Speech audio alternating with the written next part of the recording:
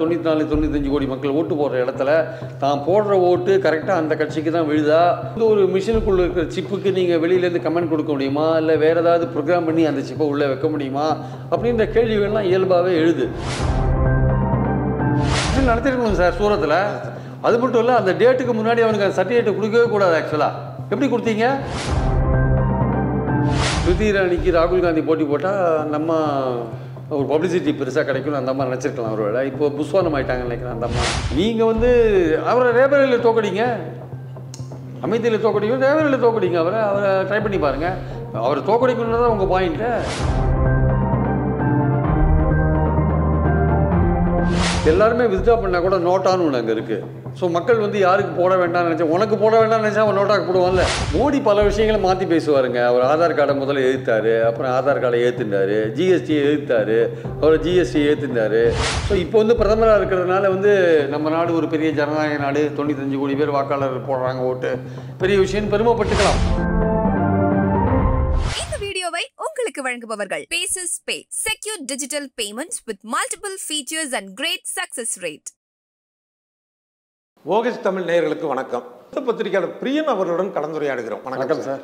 இப்போ இந்த வாக்குப்பதிவு எந்திரத்தில் நடக்கக்கூடிய ஒரு மோசடின்னு சொல்லி ஒரு பேச்சு இருக்குது. அது இல்லைன்னு சொல்லி தேர்தல் ஆணையம் சொல்லியிருக்கிறாங்க. இல்லை அது நடக்க வாய்ப்பு இருக்குன்னு சில பேர் சொல்கிறாங்க. உங்களுடைய பார்வை என்ன? இல்லை, அதாவது வாக்குப்பதிவு இயந்திரம் கண்டுபிடிச்ச போது 84 85 கண்டுபிடிச்ச போது இந்த அளவுக்கு டெக்னாலஜி இம்ப்ரூவ் ஆகலை. ஸோ காலப்போக்கில் டெக்னாலஜி இம்ப்ரூவ் ஆகிருக்கு. இன்றைக்கி ஆர்டிஃபிஷியல் இன்டெலிஜென்ஸ் வருது, பலவிதமான தொழில்நுட்ப வளர்ச்சியெல்லாம் இங்கே இருக்குது. ஸோ ஒரு சிப்பு ஒரு மிஷினுக்குள்ளே இருக்கிற சிப்புக்கு நீங்கள் வெளியிலேருந்து கமெண்ட் கொடுக்க முடியுமா? இல்லை வேறு ஏதாவது ப்ரோக்ராம் பண்ணி அந்த சிப்பை உள்ளே வைக்க முடியுமா? அப்படின்ற கேள்விகள்லாம் இயல்பாகவே எழுது. ஸோ அப்போ மக்களுக்கு இவ்வளோ பெரிய ஜனநாயக நாட்டில் 94 95 கோடி மக்கள் ஓட்டு போடுற இடத்துல தான் போடுற ஓட்டு கரெக்டாக அந்த கட்சிக்கு தான் விழுதா, இல்லை அது மாறி போயிடுமா அப்படின்ற ஒரு சந்தேகம் வர்றது இருக்குல்ல. அந்த விஷயமே ஒரு ஜனநாயகத்துக்கு முரணான ஒரு விஷயம். ஆக்சுவலாக ஓட்டு போடுற ஒருத்தனுக்கு நான் போடுற ஓட்டு இரட்டையிலைக்கு கரெக்டாக போச்சா இல்லையான்னு அவனுக்கு அந்த விவி பேட்டே சரியாக சொல்லலை. நீங்கள் ஒரு ஓட்டு போட்டிங்கன்னா பாஜகவோட தாமரை சின்னம் 2 காமிக்குது, 2 ஸ்லிப்பு காமிக்குது. அப்போது உங்களுக்கு ஒரு நம்பிக்கை போகுது இல்லை, அப்போ நான் போட்ட ஓட்டு யாருக்கு விழுது? 2 சந்தேகத்திற்கு அப்பாற்பட்டு இருக்க வேண்டும். தெலுங்கானால காங்கிரஸை ரொம்ப தரம் தாழ்ந்து விமர்சிச்சாருன்னு சொல்லிட்டு சந்திரசேகர் ராவ் அவர் 2 நாள் பேசக்கூடாது அப்படிங்கிற தடை தேர்தல் கமிஷன் போட்டாங்க. ஆனால் மோடிக்கு நோட்டீஸ் அனுப்பாமல் நட்டாவுக்கு அனுப்பியிருக்காங்க. ஸோ இவங்களுடைய அந்த ஒரு அணுகுமுறை ஒரு விஷயத்தில் எப்படி அணுகுறாங்க, அந்த ஸ்கேல் எப்படி இருக்குன்னு பார்க்குறீங்க. அந்த அணுகுமுறை அளவுகோல் எப்படி இருக்குது? மோடின்னொன்னே அவங்களுக்கு நம்மளை அப்பாயின்ட் பண்ண மோடியாச்சு, அவருக்கு ஒரு பயம் வருது. சார் பிரதமருக்கே நோட்டீஸ் கொடுக்கலாமான்னு. பிரதமர் இன்னைக்கு காலகட்டத்தில் பிரதமர் ஒரு இடைக்கால இதாக தான் ஏற்பாடாக தான் இருக்காரு தவிர உண்மையான ஒரு முழு நேர பிரதமராக ஃபுல் ஃப்ளெஜ்டு பிரதமர் கிடையாது. ஒரு இந்த இடைக்காலத்தில் தேர்தல் நடக்கிற வரையும் ஒரு பிரதமராக இருக்கார். அவருக்கு ஆஃபீஸ் கூட போக முடியாது. இன்றைக்கி அவருக்கு கேனாட் கோ டு ஆஃபீஸ். ஆனால் அவரை பார்த்து இவங்க பயப்படுறாங்க தேர்தல் கமிஷன். அவருக்கு நோட்டீஸ் ஆக்சுவலாக இதுவரையே இருந்த வழக்கம் என்னென்னா, யார் அவதூறாக பேசுகிறாங்களோ, முறை தவறி நடத்தை விதியில் மாறி பேசுகிறாங்களோ அவங்களுக்கு நேரடியாக நோட்டீஸ் கொடுப்பாங்க. அவங்கள பிரச்சாரத்துக்கு போக விடாமல் தடுப்பாங்க, அதெல்லாம் கொடுப்பாங்க. சில போது மக்கள் பிரதிநிதி சட்டப்படி கேஸ் போட்டு ஆக்ஷன் எடுத்து கூட தேர்தல் நிற்க விடாத கூட பண்ணுறதுக்கான வாய்ப்புகள்லாம் இருக்குது. ஆனால் இவங்க என்ன பண்ணுறாங்க, நோட்டீஸ் கொடுக்காது மட்டும் இல்லை, கட்சிக்காரங்க நோட்டீஸ் கொடுத்தது மட்டும் இல்லை, பிரதமருக்கு இன்டைரக்டாக இன்னொரு மெசேஜ் சொல்கிறாங்க. ஐயா, எங்களுக்கு நாங்கள் வேறு வழியில் உங்களுக்கு நோட்டீஸ் அனுப்ப முடியாது, இவருக்கு அனுப்புகிறோம். அதே சமயம் ராகுலுக்கு ஒரு நோட்டீஸ் கொடுத்துட்டோம் நாங்கள். ஆமாம், அதனால் நீங்கள் தப்பாக நினச்சிக்காதீங்க அப்படின்ற மாதிரி ஏதோ ஒரு பாஸுக்கு ஒரு ஊழியர் பதில் சொல்கிற மாதிரி அந்த லெவலில் தான் எலெக்ஷன் கமிஷனை நீக்கியிருக்காங்க. ஆக்சுவலாக எதிர்கட்சியை சேர்ந்த, அதாவது அதை தவிர இந்த சுயேட்சைகள், இந்த வேட்பாளர் எல்லாருமே திரும்ப பெற்றுட்டாங்க வேட்புமனுவை. அதனால் அன்ன போஸ்ட்டை அவர் அறிவிக்கிறோம் அப்படின்னு இப்போ அறிவிச்சிருக்குது தேர்தல் ஆணையம். இது சரிதானா? தப்பு. தேர்தல் கமிஷன் இது பண்ணது தப்பு. இப்போ சூரத்தில் எலெக்ஷன்ஸ் May 7 தான் நடந்தது. எல்லாருமே வித்ட்ரா பண்ணால் கூட நோட்டான்னு ஒன்று அங்கே இருக்குது. ஸோ மக்கள் யாருக்கு போட வேண்டாம்னு நினச்சா, உனக்கு போட வேண்டாம்னு நினச்சா அவன் நோட்டாக்கு போடுவான்ல. நீ மட்டும்தான் அங்கே இருக்க, ஓகே ரைட்டு. அப்போ உனக்கும் நோட்டாக்கு ஒரு போட்டி நடக்கணும்ல. உனக்கு போட வேண்டாம்னு நினைக்கிறவனுக்கு ஒரு சாய்ஸ் கொடுக்கணுமா வேண்டாமா? இப்போ நோட்டா எதுக்கு இருக்குது? மேலே இருக்கிற 50 பேருக்கும் எனக்கு இஷ்டம் கிடையாதுப்பா, நான் நோட்டாக்கு போடுறேன்னு தானே அதுக்கு தான் நோட்டா வச்சுருக்கீங்க. அப்போ 2 பேர் மட்டுமே இருக்காங்க. இப்போ நீ மட்டுமே நிற்கிறேன்னா உன்னை வேண்டான்னு சொல்கிற எனக்கு எங்கே வாய்ப்பு இருக்குது? அப்போ நோட்டா வைக்கணும் இல்லை நீங்கள்? அங்கே ஏன் வைக்கல? நீங்கள் இன்றைக்கி எலெக்ஷன் நடத்திருக்கணும் சார் சூரத்தில். அது மட்டும் இல்லை, அந்த டேட்டுக்கு முன்னாடி அவனுக்கு அந்த சர்டிஃபிகேட்டை கொடுக்கவே கூடாது. ஆக்சுவலாக எப்படி கொடுத்தீங்க? இது யாராவது இந்திய நீதிமன்றங்கள் அதை எப்படி பார்க்க போகிறது நமக்கு தெரியாது. ஆனால் தவறு. ஆக்சுவலாக இது ஒரு நோட்டீஸ் கொடுத்துருக்காங்க, அது விசாரணையெல்லாம் போக வச்சுக்கோங்க. தவறு இது. நாளைக்கு தப்பித்தோறி மோடி மீண்டும் ஆட்சிக்கு வந்தாருன்னா இதெல்லாம் இந்த கேஸ்லாம் எங்கே இருக்குன்னு சொல்ல முடியாது, காண போயிடும். அதனால் வந்து தேர்தல் கமிஷன் இந்த விஷயத்தில் நடந்து கொண்டது மிகவும் தவறான ஒரு விஷயம். ஆக்சுவலாக மோடி சொல்லியிருக்கிறாரு, இந்த வருடத்தில் 64 நாடுகளில் தேர்தல் நடக்குது, அதில் ஒரு தலையாய தேர்தல் அப்படின்னா இந்திய தேர்தல் நம்ம பெருமைப்பட்டுக்கணும், ஏன்னா மிகப்பெரிய ஒரு ஜனநாயக நாடாக இருக்குது அப்படின்னு சொல்லி அவருடைய ஒரு பாயிண்ட் ஆஃப் வியூவில் அவர் சொல்லியிருக்கிறாரு. இப்படி தேர்தல் மேலே இப்போ உங்களுக்கு இருக்கிற சந்தேகம் பரவலாக எல்லாருக்கும் இருக்கிற சந்தேகத்தை சொன்னீங்க. இப்போ பிரதமர் மோடி இப்படி சொல்கிறாரு, இதை எப்படி பார்க்குறீங்க? ஒரு பெருமைப்படுறேன் இந்த தேர்தலுக்காக அப்படிங்கிறாரு. மோடி பல விஷயங்களை மாற்றி பேசுவாருங்க. அவர் ஆதார் கார்டை முதல்ல எதிர்த்தார், அப்புறம் ஆதார் கார்டை ஏற்றுண்டார், ஜிஎஸ்டியை எதிர்த்தார், அவர் ஜிஎஸ்டியை ஏற்றுண்டார், பல விஷயங்கள் அவர் முதல்வராக இருக்கும்போது எதிர்த்தார், அப்புறம் ஏற்றுண்டார். அதனால் அவர் ஒன்றும் மாற்றி பேசுவார், பல விஷயங்களை மாற்றி பேசுவார். அவர் கேட்டால் அந்தந்த சூழலுக்கு ஏற்றபடி பேசுகிறேன்னு சொல்லுவார் அவர் ஆக்சுவலாக.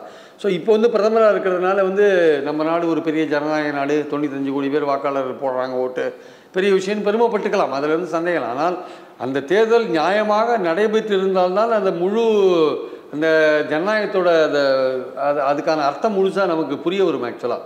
அது வந்து நீங்கள் இந்த மாதிரி சந்தேகத்தோடைய ஒரு தேர்தல் நடந்ததுன்னா நீங்கள் வந்து ஒரு ஜனநாயக நாடுன்னு பெருமைப்பட்டுக் கொள்வது அர்த்தம் இல்லை. ஸோ மக்களுடைய சந்தேகம் ஏதாவது இருந்தால் அதை நிவர்த்தி பண்ண வேண்டிய அவசியம் இந்த தேர்தல் கமிஷனுக்கு இருக்குது. பிரதமர் பெருமைப்பட்டுக் கொள்ளலாம். அவர் வந்து இவிஎம் வந்து அவர் கோர்ட்டில் இவிஎம் பற்றி சொன்னதுக்கே அவர் வந்து காங்கிரஸுக்கு எதிரான ஒரு தீர்ப்புன்ற மாதிரி சொல்லிட்டார். இதை வந்து இது கேஸ் போட்டதே அசோசியேஷன் ஃபார் டெமோக்ராட்டிக் ரிஃபார்ம்ஸ்னு ஒரு தனி அமைப்பு, அவங்க போடுறாங்க. அது உடனே காங்கிரஸுக்கு எதிராக எதாக இருந்தாலும் காங்கிரஸுக்கு எதிராக திருப்பது தான் பிரதமருடைய வேலை. ஸோ அவர் ஆஸ் அ பிரைம் மினிஸ்டர் அவர் இதை சொல்கிறார். அவர் ஒருவேளை இப்போ ஒரு சீஃப் மினிஸ்டராக இருந்தால் அவரே கூட இவிஎம் எதிர்ப்பார், சொல்ல முடியாது. அப்படிப்பட்ட இவர் தான் பல விஷயங்களில் அவர் கருத்துக்களை வந்து மாற்றி அவர் சொல்லிட்டு இருக்கிறத நம்ம பார்க்குறோம். அதனால் இந்த விஷயத்தில் வந்து இந்தியா ஒரு பெரிய ஜனநாயக நாடு, இங்கே வந்து தேர்தல் நடக்கிறது நல்ல விஷயம்தான். ஆனால் அதே சமயம் மக்களுடைய சந்தேகத்தை தீர்க்கிற அளவுக்கு தேர்தல் கமிஷன் இருக்கணும், அந்த மிஷன்கள்லாம் நம்பிக்கைக்குரிய ஒரு விஷயமா இருக்கணும், அது வாக்கு எண்ணிக்கை வரையும் வந்து அது ஒழுங்காக பாதுகாக்கப்படணும் அப்படின்றது மக்களுடைய அக்கறையாக இருக்காங்க. பாஜக வந்து ஒரு அச்சமான ஒரு மனநிலையில் இருக்குது அந்த கட்சி வெற்றி வாய்ப்பு குறித்து அப்படின்னு. ஆனால் பாஜக தரப்பில் சொல்கிறது என்னென்னா காங்கிரஸ் தான் பயந்துட்டு இருக்கு, அதனால தான் அமைதியிலிருந்து ராகுல் வந்து ரேபரேலி வந்துட்டார், தவிர 2 தொகுதியில் போட்டிடுறாரு. போன தடவை மோடி 2 தொகுதி போட்டிட்டார், இப்போ ஒரு தொகுதி தான் அவர் போட்டிடுறாரு. இவங்க நாங்கள் உறுதியாக இருக்கிறோம், காங்கிரஸ் தான் பயந்துட்டு இருக்கு அப்படின்னு சொல்கிறாங்களே. இப்படி ரேபரேலிக்கு ஒரு தொகுதி மாறுறதை எப்படி பார்க்குறீங்க? ராகுல் காந்தி எந்த தொகுதியில் போட்டி போடணும்னு பாஜக டிசைட் பண்ண முடியாது. பாஜகவுக்கு என்ன இருக்குது, அவங்க ஒரு ஸ்ட்ராட்டஜியாக அதை பண்ணுறாங்க. ஸ்மிருதி இரானிக்கு ராகுல் காந்தி போட்டி போட்டால் நம்ம ஒரு பப்ளிசிட்டி பெருசாக கிடைக்கும் அந்த அம்மா நினச்சிருக்கலாம். ஒரு வேளை இப்போ புஸ்வானம் ஆகிட்டாங்கன்னு நினைக்கிறேன் அந்த அம்மா. இப்போ யாரோ கிஷோரி லால் சர்மாவை யாரோ ஒருத்தர் போட்டி போடுறாரு, என்னன்னா நமக்கு எதிராக ராகுல் காந்தி நிற்பாருன்னு பார்த்தா நிற்கலையேன்ட்டு. சரி, அவங்க ஒரு ஸ்ட்ராட்டஜி வச்சுருக்காங்க. சோனியா காந்தி நிற்கலை, அந்த தொகுதி ரேபரேலி தொகுதியில் அவங்க இந்த காந்தி நேரு குடும்பத்தோட தொகுதின்ற அளவில் அவங்க நிற்கிறாங்க. ஆக்சுவலாக வயநாட்டில் அவர் நிற்கிறதுக்கு முன்னாடி ஏன் இதை சொல்லலைன்னு ஒரு விஷயத்தை கேட்குறாங்க. ஆக்சுவலாக அந்த சமயத்தில் அவங்க டிசைட் பண்ணாத இருந்திருக்கலாம், அது கடைசி நாளில் டிசைட் பண்ணியிருக்கலாம். ராகுல் காந்தியை என்ன அமைதியில் நிற்க வைக்கணும், அதில் நிற்க வைக்கணுமா வேண்டாமா அப்படின்றதெல்லாம் வந்து காங்கிரஸுடைய உட்கட்சி விஷயங்கள். நீங்கள் வந்து அவரை ரேபரேலியில் தோக்கடிங்க, அமைதியில் தோக்கடிங்க, ரேபரேலியில் தோக்கடிங்க, அவரை ட்ரை பண்ணி பாருங்கள். அவர் தோக்கடிக்கணுன்றதான் உங்கள் பாயிண்ட்டு. அமைதியிலேருந்து பயந்து போயிட்டார் அப்படின்னு அப்போ திருப்பி அவங்க நீங்கள் சவுத்தில் ராமநாதபுரத்தில் பிரைம் மினிஸ்டர் நிற்கிறதா ஒரு வதந்தி இது. ஏன் ராமநாதபுரத்தில் வந்து பிரைம் மினிஸ்டர் ஏன் நிற்கல, பயந்துட்டாரா அப்படின்னு நம்ம கேட்டோம் வச்சுக்கோங்க. அது சரியான ஒரு இது டிபேட்டுகளில் வந்து பாஜக சொன்னாங்க ராமநாதபுரத்தில் அப்படி நம்ம ஏன் நிற்கலன்னு கேட்டால் கூட இது சரியான ஒரு அணுகுமுறையாக கிடையாது, இல்லைன்னு நான் எடுத்துக்கிறேன். ஆனால் அமைதியில் ஏன் நிற்கலன்னு அது மாதிரி நீங்கள் கேட்க முடியாது. நான் அமைதியில் நிற்கிறது நிற்காதனால என்னுடைய உரிமை, காங்கிரஸ் கட்சியுடைய உரிமை அது. நீங்கள் ரேபரேலியில் அவரை தோக்கடிங்க, ராகுல் காந்தியை அவரை தோக்கடிக்கிறது தான் உங்கள் நோக்கம். அவர் அமைதியில் தோக்கடிச்சானே ரேபரேலியில் தோக்கடிச்சானே அங்கே ட்ரை பண்ணி பாருங்கள். அப்போ காந்தியோட நேரு ஃபேமிலி கையை விட்டு 2 தொகுதியும் போயிட்டு நீங்கள் சொல்லலாம்ல. அதனால் பயந்து போய் போனான்னு சொல்ல முடியாது. அது காங்கிரஸுக்கு ஒரு ஸ்ட்ராட்டஜியாக நாளைக்கு 2 தொகுதியில் ஒரு இன்வெண்ட்டாக வச்சுக்கோங்க. ஒரு தொகுதியில் பிரியங்காவை நிற்க வைப்பாங்க. பிரியங்காவை இன்றைக்கி நாடு முழுக்க பிரச்சாரத்துக்காக அமைச்சிட்ருக்காங்க. நாளைக்கு ஒரு தொகுதியில் பிரியங்காவை நிற்க வச்சு ரேபரேலியே நிற்க வச்சு ஜெயிக்க வைப்பாங்க, சொல்ல முடியாது. அதனால் அவங்க ஏதோ ஒரு ஸ்ட்ராட்டஜியில் அதை ஒர்க் பண்ணுறாங்க. நீங்கள் சொந்த குஜராத்தை விட்டு எதுக்கு வந்து இங்கே நிற்கிறீங்க வாரணாசியில்? நீங்கள் ஒரு அரசியல் குறிக்கோளோடு தான் நிற்கிறீங்க. காசின்றது இந்துக்களுக்கு ஒரு முக்கியமான இது, அங்கே நான் நிற்கிறேன்னா வந்து இது இந்து நாடு, காசி இந்துக்களுக்கு முக்கியமானது. ஸோ பிரைம் மினிஸ்டர் காசிலேருந்து வந்தாருன்னா அது வந்து எங்கள் பார்ட்டி வந்து இந்துக்களுக்காக பாடுபடுற பார்ட்டி அப்படின்னு ஏதோ ஒரு மெசேஜை நீங்கள் கன்வே பண்ணுறீங்கல்ல, அதுக்காக தான் வந்து நிற்கிறீங்க. இல்லை வதோதராலே நிற்காம நீங்கள் எதுக்கு இங்கே வரீங்க?